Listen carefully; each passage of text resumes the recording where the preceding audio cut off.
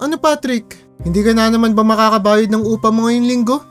Yung nakaraang linggo nga hindi mo na nabayaran. Naku Patrick, papasakitin mo lang ulo ko eh. Isa pang araw na hindi ka magbayad, papalayasin na kita dito, naiintindihan mo? Wika ni Aling Badet, ang landlord ng maliit na apartment na pinagtitirhan ni Patrick.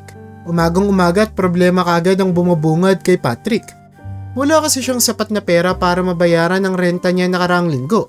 At ngayong linggo ay kailangan niya na ulit magbayad. Pasensya ka na talaga Ate Badit. Nagkaroon lang kasi ng problema, kailangan ko magpadala ng pera sa mga magulang ko sa probinsya. May mga sakit na kasi sila, alam mo na, tumatanda na. Malungkot na pagpapaliwanag ni Patrick. Pero halatang walang pakialam sa pagpapaliwanag niya ang babae.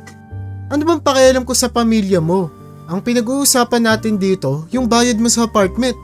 Napakasakit na sa ulo ng pagtira mo dito kung alam mo lang. Kung wala ka dito, hindi ako ganito ka-stress. Bakit mo pa kasi ipipilit yung sarili mo sa apartment? Tumira ka na lang sa kalsada kung wala kang pambayad. Uwi ka ni Aling Badet bago tuluyang umalis. Ang mga salitang ito ay masakit kay Patrick noong una. Pero sa araw-araw niyang naririnig ang ganitong mga salita mula sa mga taong nang mamaliit sa kanya, ay kinalaunan nasanay din siya. Pasensya na po talaga kayo. Nakayukong wika ni Patrick habang nakataligod na umaalis sa kanya si Aling Badet. Hays, paano na naman kaya ako makakakain ngayong araw? Singal ni Patrick habang naglalakad palabas ng apartment. Ang pinagkakakitaan lamang kasi ni Patrick ay ang pagiging isang janitor. Marangal naman ang trabahong ito pero napakalayo pa ang sweldo niya. Pinoproblema niya pa ang mga magulang niyang may sakit sa probinsya. Kaya naman inaasahan na ni Patrick na sa araw na iyon ay hindi siya makakakain. Kinapa ni Patrick ang pera niya. Mayroon pa siyang natitirang 50 pesos. Sakto na to para may pangkain ako bukas. Wika niya sa isipan habang kinukuha ang kanyang map para magsimula ng maglinis sa isang sikat na mall at pasyalan sa kanilang lugar. Maghapong naglinis ang lalaking si Patrick. Hindi alintana ang init at pagod na kanyang nararamdaman. Ayaw niya kasing dayain ang kanyang trabaho at gusto niya na kapag oras ng trabaho ay trabaho ang gagawin niya. Pero iba ang init na kanyang nararamdaman ngayon, para siyang mahi-heat stroke, kaya naman napagdesisyonan niya muna na magpahinga saglit. Mukhang hindi ko talaga kaya na hindi magastos tong 50 natitira sa wallet ko. Mamamatay ako pag hindi ako bibili ng maiinom. Wika ni Patrick sa kanyang isipan habang sinusubukang dukutin ang kanyang wallet na nakalagay sa likurang bulsa niya. Ilang segundong sinubukang dukutin ni Patrick ang kanyang wallet, pero wala na siyang makapa. Diyos ko po! Saan ko nalagay yung wallet ko?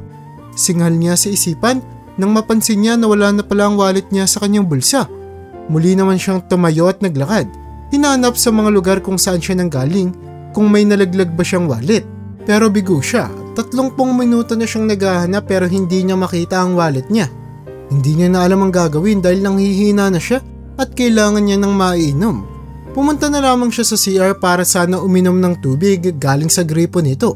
Hanggang sa may mapansin siyang isang batang lalaki.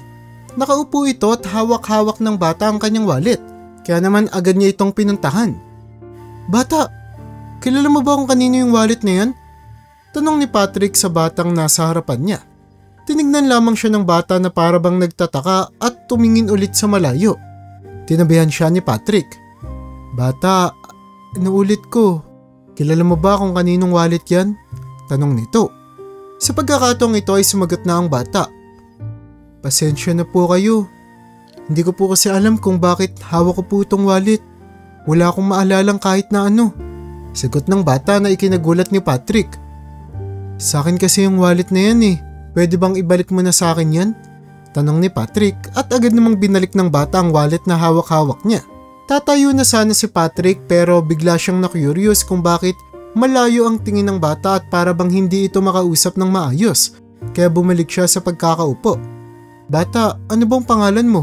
Wika ni Patrick. Hindi ko po alam ano pong pangalan ko eh. Sagot ng bata. Hindi mo alam saan ka nakatira? Pagtatakang tanong ni Patrick. Hindi ko rin po alam eh.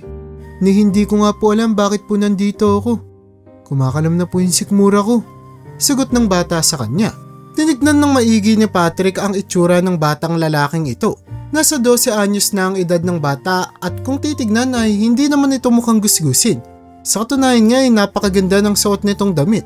Nakasapatos pa ito ng isang mamahaling brand pero madumi na siya. Kaya naman ipinagtataka ni Patrick kung bakit hindi nito maalala ang kanyang pangalan maging kung saan siya nakatira. Sige, kung wala ka talagang maalala, ganito na lang, kumain ka na ba? Tanong ng janitor na si Patrick. Tinignan ulit siya ng bata bago tumingin sa malayo. Hindi pa po, sagot nito. O sige, maghintay ka dyan ha. Bibili lang ako ng sandwich dyan sa tabi, pagbalik ko wag kang aalis ha. Pagpapaalam ni Patrick bago tuluyang tumayo at maglakad papunta sa tindahan ng mga sandwich. Pagbalik niya ay nakita niya ulit ang bata na nakatulala at hindi ito gumalaw ni kahit 1 sentimetro sa kanyang kinauupuan. O ito, kumain ka muna, wika niya sa bata. Kayo po, hindi po ba kayo kakain? Tanong naman ng bata sa kanya. Huwag kang mag-alala, kumain na ako sa bahay at saka hindi naman talaga ako sanay na kumain ng ganitong oras eh. Pagsisinungaling ni Patrick sa kanya. Hinintay muna ni Patrick na maubos ng bata ang kanyang kinakain bago ito nagpaalam sa bata. Oh, ubos na ba? Ganito, magtatrabaho muna ako. Kung gusto mong sumama sa akin mamaya, dito ka lang, hintayin mo ako, pero kung hindi, okay lang na umalis ka, naiintindihan mo? Wika ni Patrick sa kanya. Tumango naman ang bata. Sige po, hindi po muna ako aalis. Sagot nito. Alam mo, mahirap kasi na hindi kita natatawag sa pangalan mo kaya papangalanan na lang kita. Siguro, papangalan ko sa iyo ay Gabriel. Hanggat hindi mo pa naaalala yung totoong pangalan mo, Gabriel o Gab na lang muna ang tawag ko sa iyo ha. Ngiti ng lalaking si Patrick bago tuluyang umalis para magtrabaho. Tumango naman ang bata at muli na namang tumingin sa malayo. Nag-aalala si Patrick kung paanong hindi maalala ng batang ito ang kanyang pangalan. Kaya naman pagkatapos ng trabaho niya ay agad niyang binalikan sa pwesto ang bata na naroroon pa rin naman at halos hindi gumalaw. O Gabriel, tara na, tapos na yung trabaho ko. Gusto mo bang tumira muna sa amin? Tanong ni Patrick sa kanya. Tumayo ang bata at nagsimula ng sundan ng mga yapak ni Patrick. Habang naglalakad sila ay unti-unting tinatanong ni Patrick ang bata tungkol sa impormasyon nito sa kanyang buhay. Para kahit papaano ay magawa niya ng paraan at makabalik ito sa kanyang tunay na mga magulang. Ba't ka ba napunta doon sa mall? Tanong ni Patrick. Hindi ko po alam pero parang dinala lang po ako ng mga paa ko ron. Pero hindi ko po maintindihan kung ano yung dahilan. Sagot naman ng bata. Habang tinitignan ni Patrick ang ulo ni Gabriel ay may napansin siyang isang malaking sugat. Oh, ano nangyari sa ulo mo? Parang sariwa pa yung sugat mo ah. Pag-aalalang tanong ni Patrick pero hindi na naman masagot ni Gabriel ang kanyang katanungan. Doon ay napagtanto ni Patrick na baka nagkaroon ng amnesia ang bata dahil sa isang aksidente kaya naman hindi niya maalala ang kahit na ano tungkol sa kanyang buhay. Kaya naman sinigurado ni Patrick na mapapangalagaan niya ang bata na ito hanggang sa makakaya niya at hanggang sa malaman nila kung sino nga ba ang tunay na mga magulang ni Gabriel. Kaya naman pagka-uwi nila ay pinakain niya ulit ito ng tirang pagkain niya kaninang umaga at pinatulog ito sa kama niya habang siya naman ay natulog sa sahig. Okay ka lang ba dyan, Gabriel? Tanong ni Patrick bago patayin ang ilaw. Opo, okay lang naman po ako dito. Sagot nito. Kinaumagahan ay maagang gumising si Patrick para magtrabaho pero hindi niya inaasahan ang sinabi ni Gabriel. Pwede po ba akong sumama sa inyo? Tanong ng bata. Sigurado ka ba? Parang malala pa yung sugat mo sa ulo, dapat sa'yo nagpapahinga pa. Wika naman ni Gabriel. Para po kasi talagang may kakaiba doon sa lugar na pinagtatrabahuan nyo. Gusto ko pong maalala kung sino po ako. Kaya po sana payagan nyo po akong sumama po sa inyo. Wika nito sa kanya. Sa kanilang paglabas ay nakasalubong na naman nila si Aling Badet. O ano Gabriel? May bayad ka na ba? Tanong nito. Tandaan mo Gabriel, pag hindi ka nakabayad ngayong linggo, papalayasin na kita agad ha? Naintindihan mo? Mayabang na wika nito. At napatitig naman ito kay Gabriel. Oh, sino to? Hindi ka na nakakabayad ng renta mo, tapos magdadala ka pa ng palamunin sa apartment? Mag-isip-isip ka nga. Panlalait nito sa dalawa at yumuko naman si Patrick. Opo, Aling Badit, papangako ko po bago matapos ang linggo. Nakasahod na ako at makakabayad na po ako sa inyo. Wika nito at tuluyan nang naglakad papalayo. Sa kanilang paglalakad ay tinanong siya ng batang si Gabriel kung bakit ganoon ang pakikitungo ng babae sa kanya. Wala yun, Gabriel. May mga tao talaga na hindi tayo maiintindihan. Kasi may kanya-kanya rin silang problema, alam mo na. Kaya tayo na lang ang iintindi sa kanila. Hindi naman masama yun, di ba?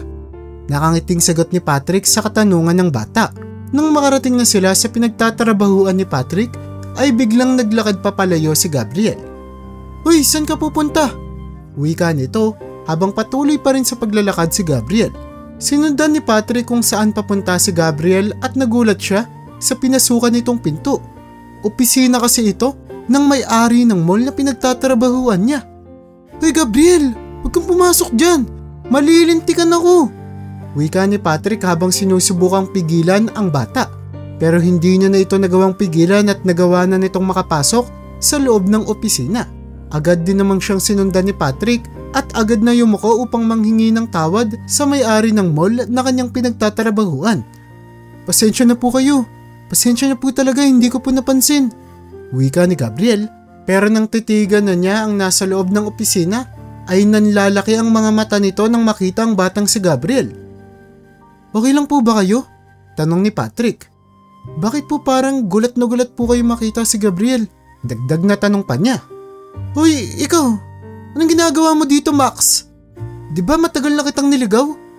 Paano ka nakabalik dito? Wika nito.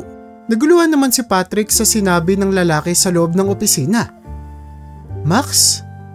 Big sabihin ba nito Max ang tunay mong pangalan? Tanong ni Patrick habang nakatitig kay Gabriel. Siguro nga, ayun yung totoo kong pangalan. Aray! Sagot ng bata habang nananakit ang kanyang ulo. Sakit! Aray! Wika pa nito. Agad siyang nilapitan ni Patrick. Uy, okay ka lang ba? Anong nangyari sa'yo? Anong masakit sa'yo? Pag-aalala ni Patrick habang nakahawak sa ulo ng batang si Gabriel na ang totoo palang pangalan ay Max. Umalis na kayo ngayon din sa loob ng opisina ko. Dalhin mo yung batang yan sa labas. Wika ng lalaki na nasa loob ng opisina. Tara na muna Gabriel, lumabas na muna tayo. Malilintikan ako nito. Pero hinawakan ni Gabriel ang kanyang kamay at pinigilan siya. Wag, hindi tayo aalis dito. Sagot ng bata. Namutla naman sa gulat si Patrick. Anong ibig mong sabihin hindi tayo aalis? Hindi mo naiintindihan. Mawawalan ako ng trabaho kapag hindi tayo umalis agad. Pag-aalalang wika ni Patrick. Siya ang mawawalan ng trabaho, hindi ikaw. Seryosong saad ng bata habang nakatitig sa lalaking nakatayo sa harapan sa loob ng opisina. Naaalala ko na. Hindi ko man maalala ang lahat pero tandang-tanda ko ang mukha mo. Tito Francis. Masaya ka na ba sa nagawa mo, Tito? Wika ng bata na ikinagulat ni Patrick. Magkakilala kayo? Oo, pamangkin niya ako. Kapatid siya ng tatay kong namatay. Pagpapaliwanag ni Gabriel. Napatahimik naman si Patrick. Naaalala ko na kung saan ko nakuha tong sugat na to. O ano, bakit gulat na gulat ka pa rin dyan, Tito? Diba magpapatawag ka ng guard para palayasin ako sa mismong kumpanya at mall na pinatayo ng magulang ko? Well, go on, gawin mo. Tignan natin kung sinong mapapalayas ngayon. Ang lakas naman ng loob mo na sabihan ako ng ganyan. Sagot naman ng Tito Francis niya. Baka nakakalimutan mo. Akin na ngayon ang mall na ito at pipitsuging bata ka na lamang dito. Sa tingin mo, ako ang mapapalayas kapag tinawag ko yung mga gwardya? At anong sa tingin mong laban mo sa akin, ha? Bata ka pa lang. Wala kang alam sa mga bagay-bagay. Kaya bago pa to lumala, lumakad ka na papalayo. Kung hindi, ako na mismong magtatapon sa'yo palabas. Dagdag pang pagmamayabang ng kanyang Tito Francis sa kanya. Tumayo naman si Max at tinulungan niya ring tumayo ang janitor na si Patrick. Lumabas sila sa pinto. O kumusta Max? Ano nang balak mong gawin ngayon? Tanong ni Patrick sa kanya.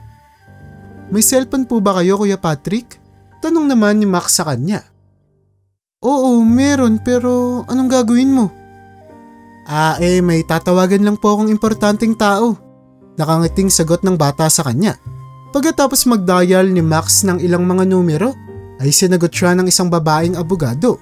At ilang minutong makalipas ay dumating na ito sa loob ng mall kung saan naghihintay si Patrick at ang batang si Max. Good afternoon Max, anong may tutulong ko sa inyo? Ang tagal nating hindi nakita, ano man nangyari sa'yo? Pagtatakang tanong ng abogadong si Sarah sa kanya. Yun nga po ang dahilan kung bakit ko po kayo tinawagan. Napakahabang kwento po.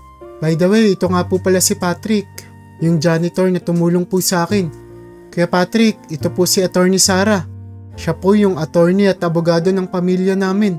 Pagkatapos ng sandaliang kumustahan ay kinuwento na ni Max ang totoong nangyari sa kanya sa abogado.